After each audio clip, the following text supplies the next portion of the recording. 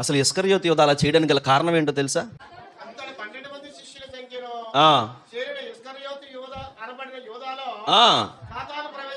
చెప్పండి, ఎవరు ప్రవేశించారట?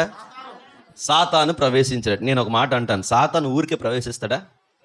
అలాగైతే ఒక మాట నేను అడుగుతాను, సాతాను గాడికి, అపవాది గాడికి అంత సింపుల్గా ఒక వ్యక్తిలో ప్రవేశించగలిగితే, అంత ఈజీగా ప్రవేశించగలిగితే, మరి యోబుని పాడు చేయడానికి, యోబు కుటుంబాన్ని పాడు చేయడానికి అపవాదిగాడు, అదే సాతానుగాడు దేవుని దగ్గరికి వెళ్ళి పర్మిషన్ తీసుకొని వచ్చాడు.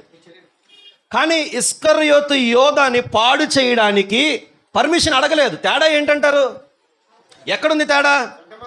ఇస్కరియోతు యోధ మనసు లోకంలో కూడా ఉంది, చెడ్డ కార్యాల్లో ఉంది, చెడ్డ మనుషులతో స్నేహం చేసే ఉంది, కుటుంబాల్ని పాడు చేసి, సంఘాలని పాడు చేసి, సేవను పాడు చేసి, సేవని ఎడగొట్టి, అలాంటి ఆలోచన గలవారితో ఇస్కరియోతు యోధ సహవాసం ఉంది.